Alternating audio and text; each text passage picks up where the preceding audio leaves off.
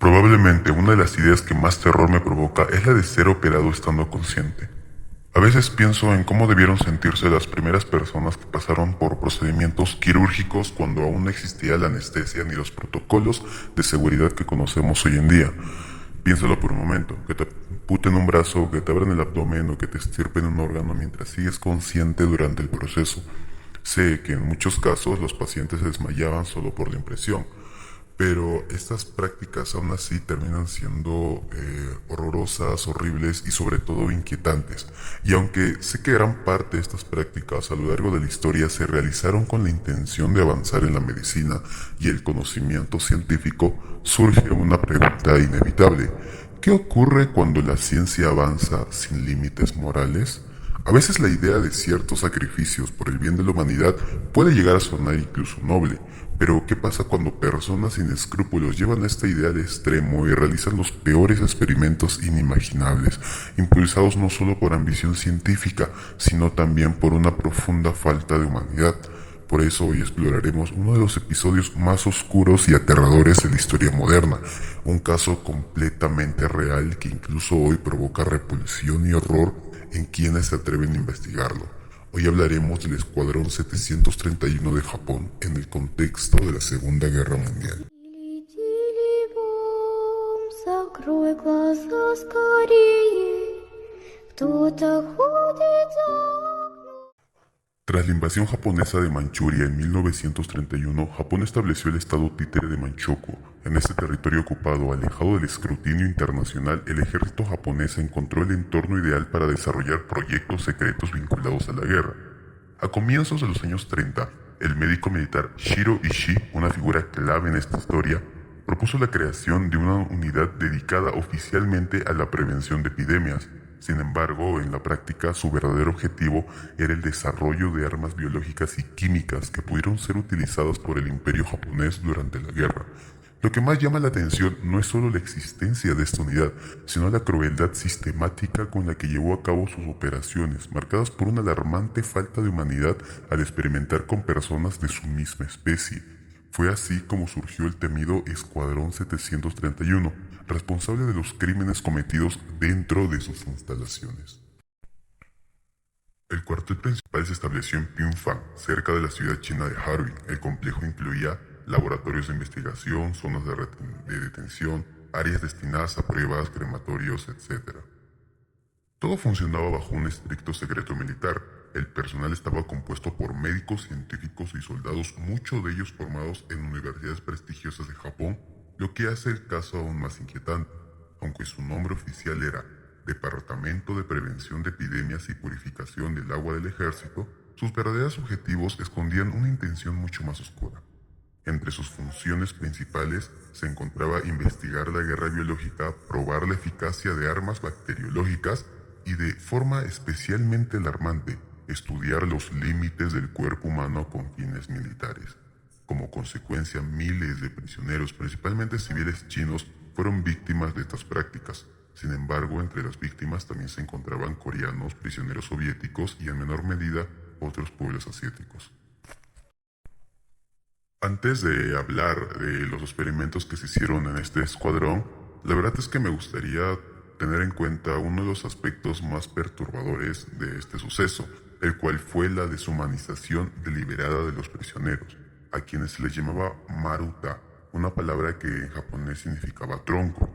Este lenguaje no era casual, servía para reducir a las personas a simples objetos de experimentación, como si estuvieran nutriendo la leña de alguna máquina que funcione a vapor solo por un fin superior, según ellos. Al eliminar la identidad de las víctimas, es posible que muchos de los responsables lograran anular o minimizar su sentimiento de culpa. Sin embargo, la verdad es que no me sorprendería pensar que muchas de estas personas, sobre todo japoneses en la Segunda Guerra Mundial, que son muy conocidas por su extremo nacionalismo, no se han sentido del todo culpables por haber hecho este tipo de acciones. Porque justificar algo tan cruel, la verdad, me parece hasta ridículo en cierto punto. En fin, Dentro del Escuadrón 731 se experimentó con todo tipo de personas, hombres, mujeres, ancianos, niños y mujeres embarazadas. Entre las prácticas documentadas incluyen procedimientos médicos realizados sin anestesia con el fin de observar reacciones del cuerpo humano. Se hacían preguntas demasiado aterradoras. ¿A qué temperatura se desprende la piel del cuerpo humano, por ejemplo? Y al tener tanto material humano que en ese entonces no tenía derechos, no podía opinar, ni siquiera podían huir, no eran dueños de su propia vida, los del escuadrón los agarraban y experimentaban como quisieran, los quemaban vivos, a ver cuánto aguantaban, hacían infinidad de cosas atroces. También se tiene en cuenta la inoculación de enfermedades infecciosas para estudiar su evolución y propagación. Imagínate que te inyecten una enfermedad letal y que te dejen ahí sin cura, sin forma de tratamiento alguno, simplemente observando el proceso lento y tortuoso de tu muerte, anotándolo, siendo parte más de una estadística, simplemente para, según ellos, ver o encontrar para la ciencia o para sus fines militares algunas respuestas. También se tuvo estudios sobre lesiones e infecciones, incluyendo los efectos del frío extremo en el cuerpo humano.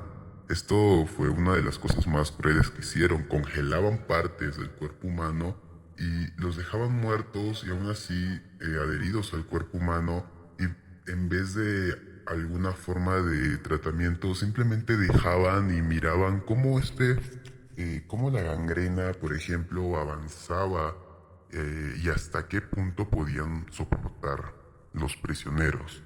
También se hicieron pruebas con armas convencionales y químicas para medir su efectividad. Todo esto, bueno, evidentemente con fines militares.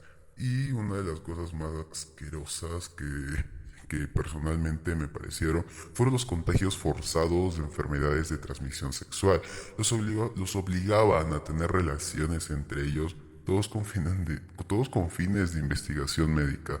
Sin duda alguna fue uno de los eventos más crueles en la historia de la humanidad, y todos estos experimentos se realizaron sin consentimiento, obviamente violando todo tipo de principio ético conocido. El Escuadrón 731 no es solo una historia sobre el pasado, ni un simple capítulo oscuro de la Segunda Guerra Mundial.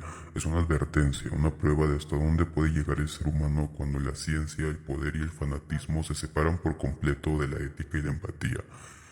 Lo verdaderamente aterrador no es solo lo que ocurrió, sino el hecho de que fue planeado, organizado y ejecutado por personas instruidas, médicos y científicos que alguna vez juraron salvar vidas, personas que bajo una ideología extrema y una obediencia ciega dejaron de ver seres humanos y comenzaron a ver objetos, números, material experimental. También nos obliga a reflexionar sobre el silencio y la impunidad. Durante años, muchos responsables nunca enfrentaron la justicia y las víctimas quedaron relegadas al olvido. Esto nos recuerda que sin memoria no hay justicia y que ignorar el pasado solo aumenta el riesgo de repetirlo. Recordar el Escuadrón 731 no es buscar venganza ni recrearse en el horror. Es un acto de responsabilidad, porque la ciencia sin límites morales deja de ser progreso, y porque la deshumanización siempre es el primer paso hacia las peores atrocidades. La pregunta final no es qué hicieron, sino cómo fue posible y qué estamos haciendo hoy para asegurarnos de que algo así no vuelva a ocurrir jamás.